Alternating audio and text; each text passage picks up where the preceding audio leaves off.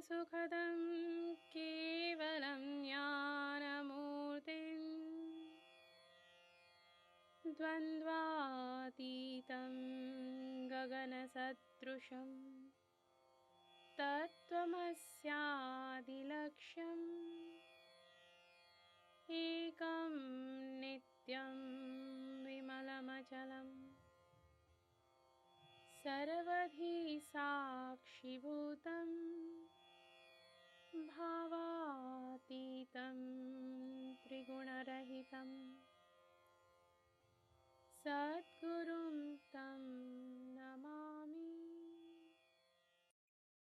आप सभी को नमस्कार। आज के इस सत्संग में मैं तनुजा ठाकुर आपका हार्दिक स्वागत करती हूँ। वैदिक उपासना पीठ के प्रेरणा स्रोत एवं हमारे श्री गुरु परम पूज्य डॉक्टर जयंत बाड़ाजी आठवले के चरणों में वंदन कर आज का सत्संग आरंभ करती हूँ। आज का विषय है कार्तिक मास में किए जाने वाले स्नान व्रत आदि के महत्व। भक्ति योग अंतर्गत साधना के 4 चरण हैं।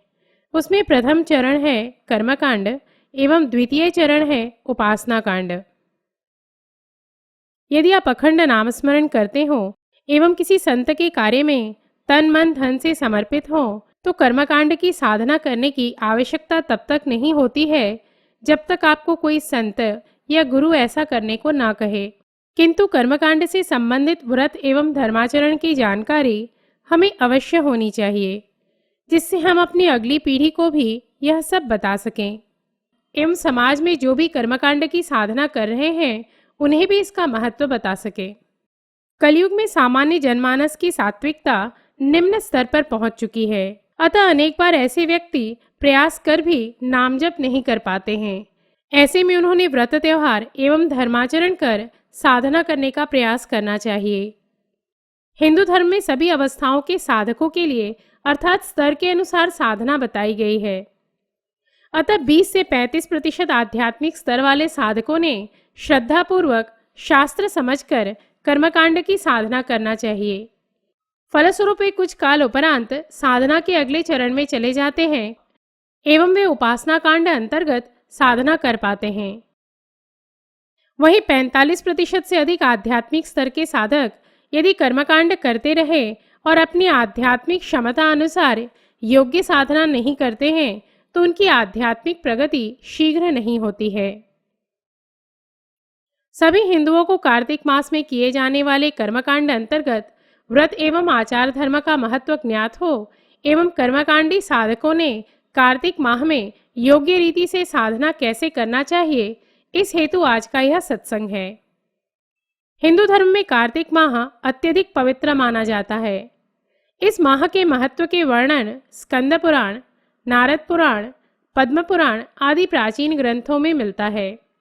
इसलिए जो साधक कर्मकांड अनुसार साधना करते हैं उनके लिए कार्तिक मास के मध्य किए जाने वाले स्नान, व्रत एवं धर्म पालन शीघ्र आध्यात्मिक प्रगति में अति सहायक सिद्ध होते हैं। पुराणों के अनुसार इस मास को चारों पुरुषार्थों अर्थात धर्म, अर्थ, काम और मोक्ष को देने वाला माना गया है। स्वयं भगवान नारायण ने ब्रह्मा जी को, ब्रह्मा जी ने नारद मुनि को एवं नारद मुनि ने महाराज पृथु को कार्तिक मास के महात्म्य के संदर्भ में बताया है।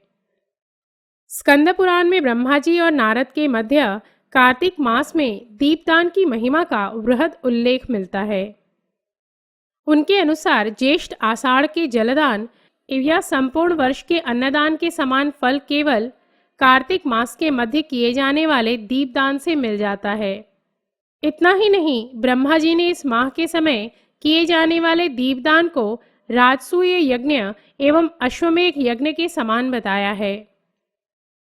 संपूर्ण वर्ष भर तपस्या और भक्ति के लिए निर्दिष्ट 4 माह अर्थात चातुर्मास के 3 माह का फल मात्र कार्तिक मास में भगवान श्रीहरि की शास्त्रोक्त पद्धति से साधना कर प्राप्त किया जा सकता है।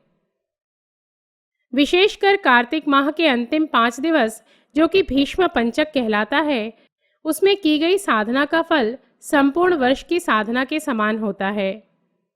पुराणादि शास्त्रों में कार्तिक मास का विशेष महत्व है। यूं तो प्रत्येक मास का अपना महत्व है, किंतु व्रत एवं तप की दृष्टि से कार्तिक की अत्यधिक महिमा शास्त्रों में बताई गई है। मासानां कार्तिक श्रेष्ठो देवानां मधुसूदन तीर्थ नारायणाख्यम ही त्रियतम दुर्लभम कलो। अर्थात भगवान विष्णु एवं विष्णु तीर्थ के सदृश ही कार्तिक मास को श्रेष्ठ और दुर्लभ कहा गया है। कार्तिक मास के महत्व के संबंध में एक और शास्त्र वचन इस प्रकार है, न कार्ति समो मासो न कृतेन समम युगम न वेद सदृशम शास्त्रम न तीर्थ गंगया समम। अर्थात कार्तिक के समान दूसरा कोई मास नहीं, सतयुग के समान कोई युग नहीं, वेद के समान कोई शास्त्र नहीं एवं गंगा जी समान कोई तीर्थ नहीं होता।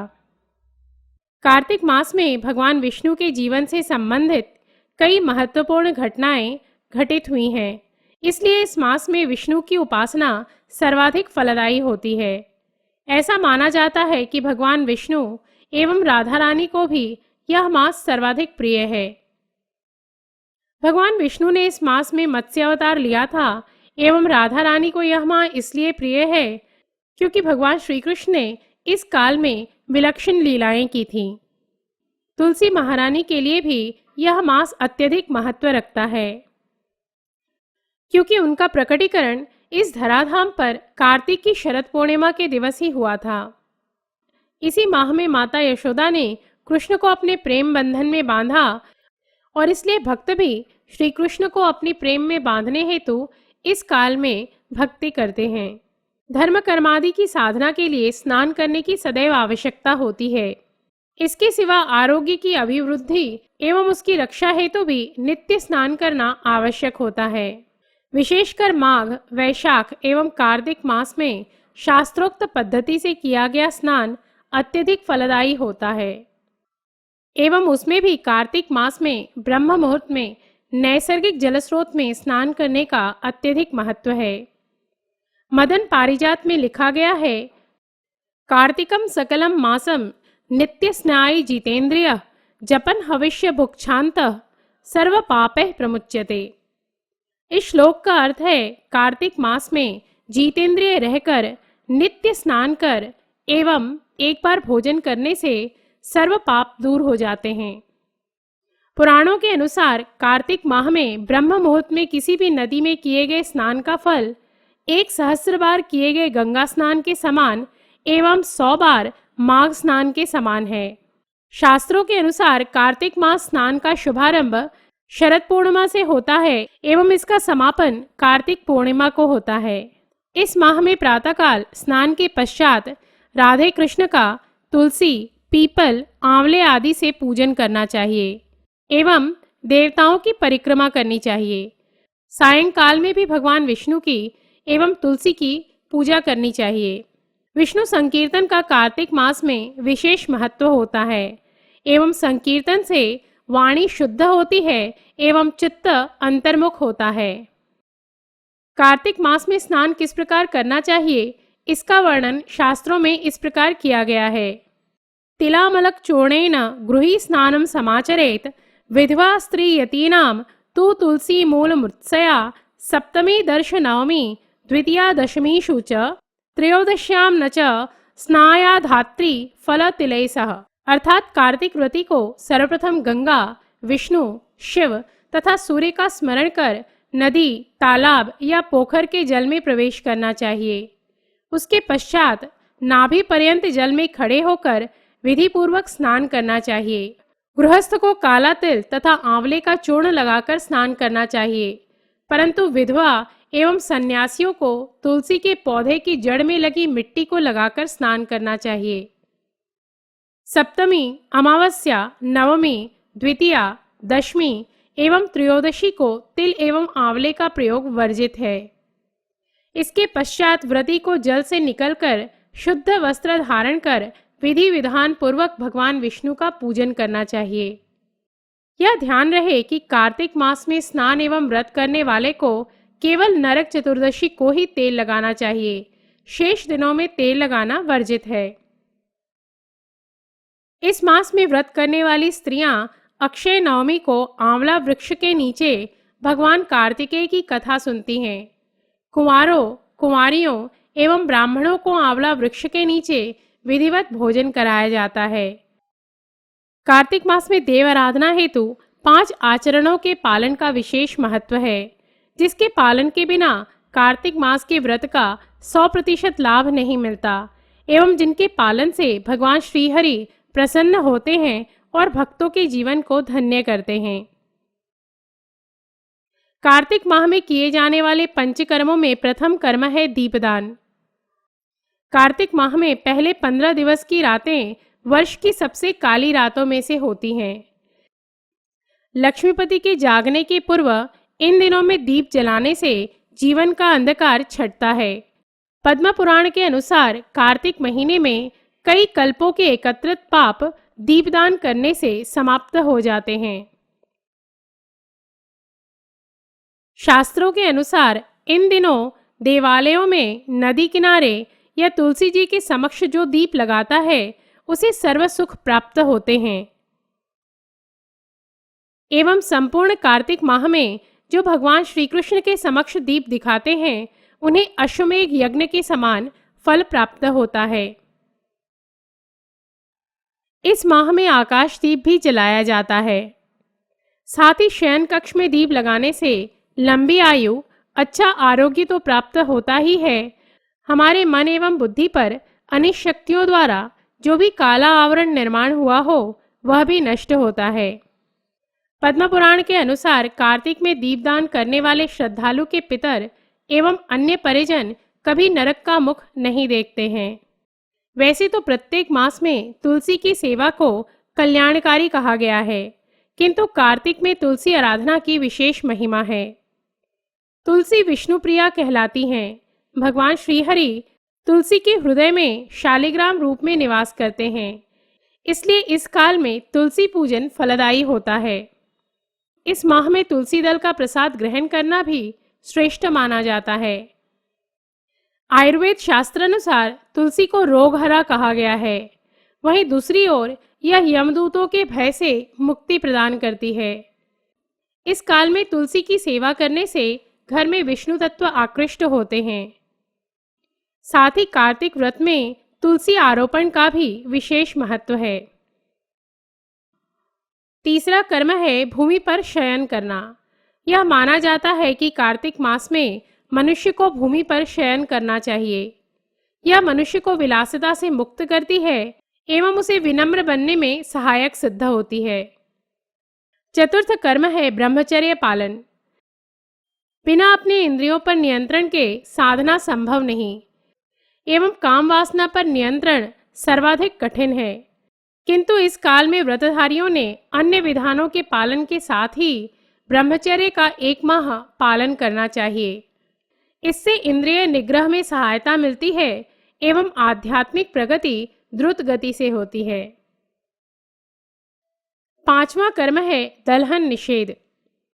कार्तिक व्रती को चना, मटर आदि दालों, तिल का तेल, पकवान एवं भाव तथा शब्द से दूषित पदार्थों का त्याग करना चाहिए। इस मास में हल्का आहार उत्तम होता है। अनेक श्रद्धालु इस मास में तारा भोजन भी करते हैं। पूरे दिन व्रती निराहार रहकर रात्रि में तारों को अर्घ्य देकर भोजन करते हैं। व्रत के अंतिम दिन इसका उद्यापन किया जाता है। कार्तिक मास में शुक्ल पक्ष की एकादशी को तुलसी विवाह एवं पूर्णिमा को गंगा स्नान किया जाता है। त्रिदेवों ने कार्तिक पूर्णिमा को महापुनीत पर्व कहा है। इसे त्रिपुरी पूर्णिमा भी कहा जाता है। कार्तिक पूर्णिमा के दिन चंद्रमा कृतिका नक्षत्र में स्थित हो एवं सूर्य विशाखा नक्षत्र में स्थित हो तब पद्म योग बनता है। इस योग का अपना विशेष महत्व है। शास्त्रों में वर्णित है कि कार्तिक पूर्णिमा के दिन पवित्र नदी, सरोवर एवं धर्मस्थान में जैसे गंगा, यमुना, गोदावरी, नर्मदा, गंडक, कुरुक्षेत्र, अयोध्या, काशी में स्नान करने से विशेष पुण्य की प्राप्ति होती है। मान्यता यह भी है कि इस दिन पूरे दिन व्रत रखकर रात्रि में वृषदान अर्थात बछड़े का दान करने से शिव पद की प्राप्ति होती है। इस दिन चंद्रोदय होने पर शिवा, संभूति, संतति, प्रीति, अनुसूया एवं क्षमा इन 6 कृतिकाओं का अवश्य पूजन करना चाहिए। इस दिन यमुना जी पर कार्तिक स्नान की समाप्ति कर राधा कृष्ण का पूजन, ब्राह्मण भोजन इत्यादि कराना चाहिए। इस दिवस गाय, हाथी, घोड़ा, रथ, घी आदि का दान करने से संपत्ति में वृद्धि होती है। इन्हीं शब्दों के साथ अपने श्री गुरु को कृतज्ञता व्यक्त कर आज का सत्संग समाप्त करती हूँ। कल राष्ट्र, धर्म एवं अध्यात्म से संबंधित कुछ नए तथ्यों के साथ हम पुनः उपस्थित होंगे। तब तक के लिए नमस्कार। जय तु हिंदू राष्ट्रम।